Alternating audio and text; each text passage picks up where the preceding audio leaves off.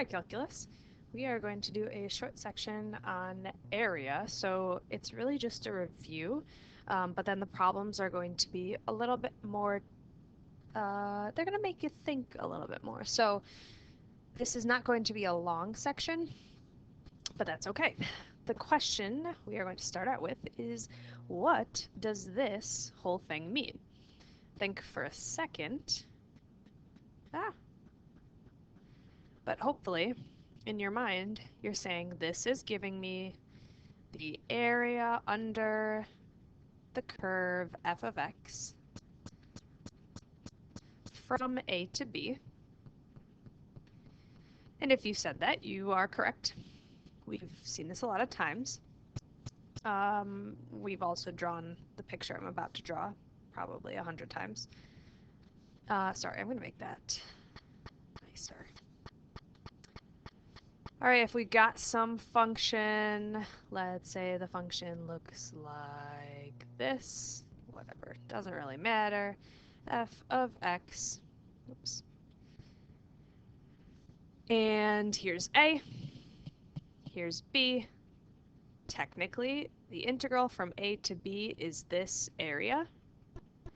But if we think back, how were we really finding the area? And maybe, just maybe when I asked what does this mean in your head, probably not, but maybe you were thinking the limit as n approaches infinity of the sum from technically n equals 1. Well, whatever. Hold on. Actually, I'm going to erase that. From I equals 1 to n, and I'll get back to what this all means in a second, f of x times delta x. And remember, this was really the rectangle thing, right? That's how we started this whole. We made a rectangle. So it was, this is delta x, the change in x, and this is f of x, the y length, right? And if I'm making a rectangle, length times width, okay, so we've got this.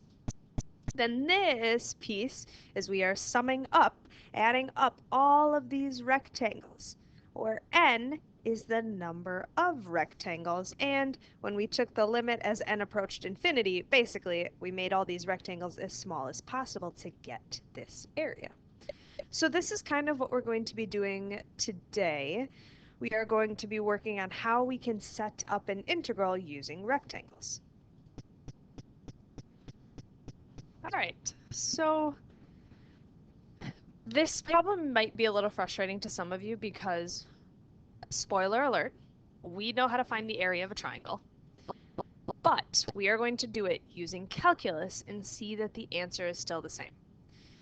So it says what we just reviewed is finding areas by slicing. How do we write these things when it's more complicated? So the example that we are about to do is a not complicated shape, right? A triangle, but we are going to use calculus to solve it.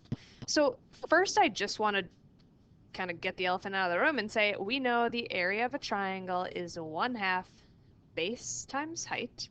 So in this case, for this triangle right here, I expect the area to be 1/2 times 10, the base, times the height, 5.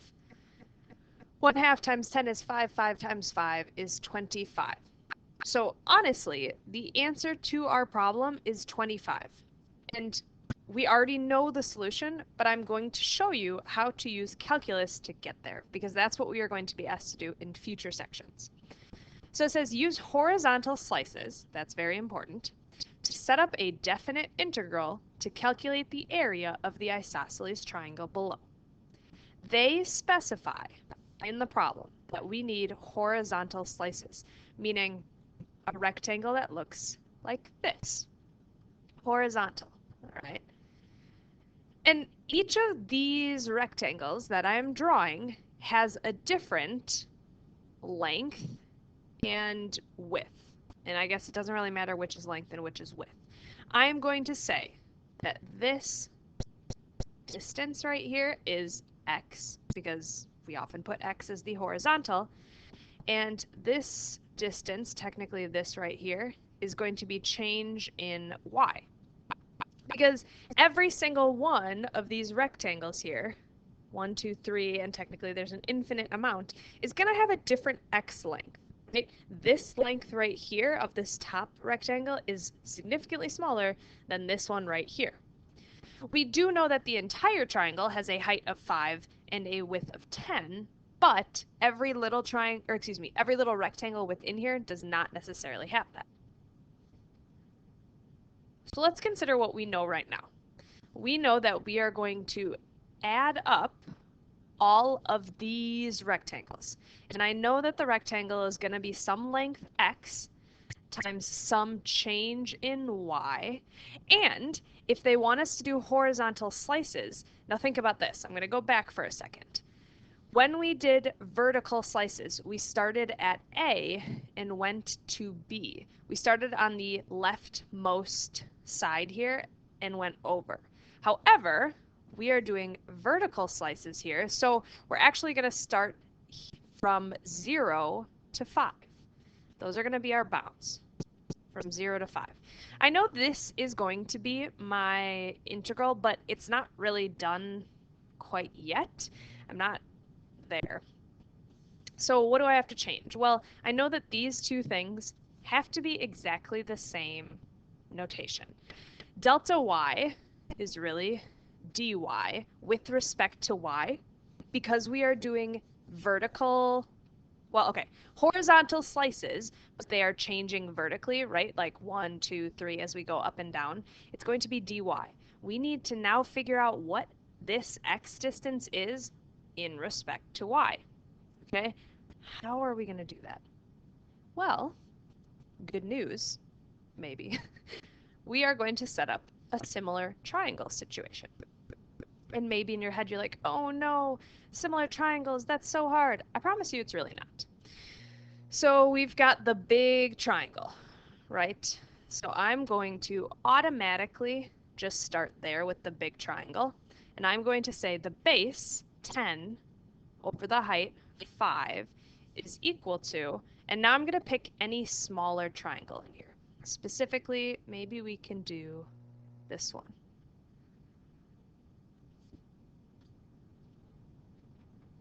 All right, I just made those little red triangles a little lighter so we can kind of see what we're working on. Okay, we compared the base length of 10 to the height of 5.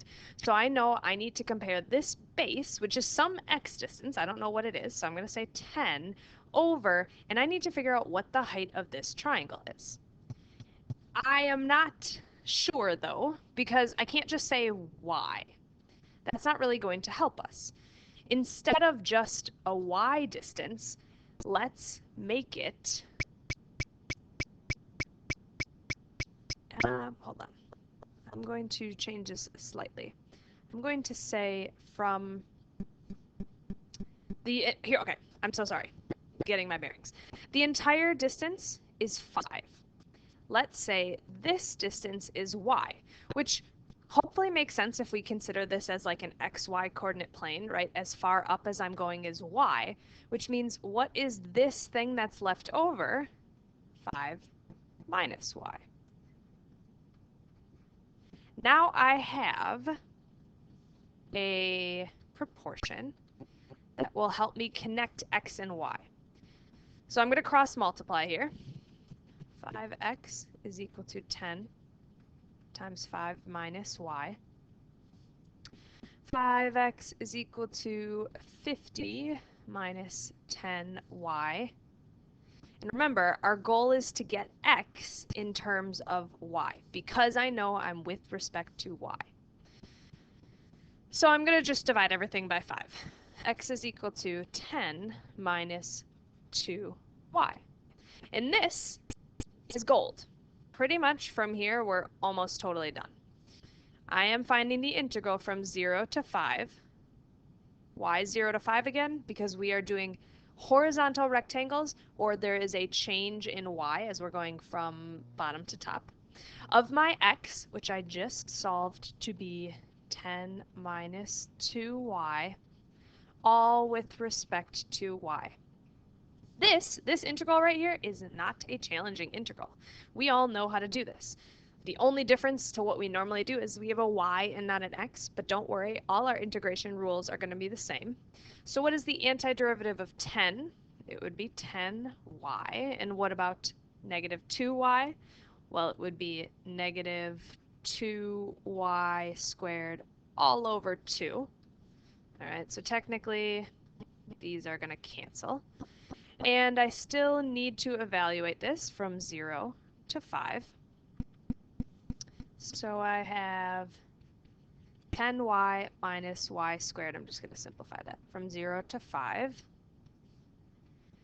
If we remember our definite integral practice, we're going to plug in this top bound. So 10 times 5 minus 5 squared. And then technically we would subtract the lower bound, but notice if I plug in 0 to both of these places, 0 minus 0 is still 0. So I can evaluate.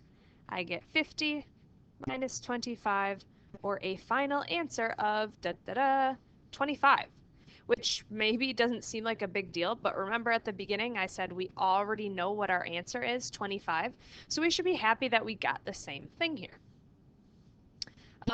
You are going to have a couple problems for practice, and I'm actually going to be putting up a PDF of that because I don't have my textbook here, the one that you guys might have. Oops. And please ask if you need help. I would love to do another problem for you, but right now this is the only one I have here. So I hope you are doing well, and I miss you. Have a great day.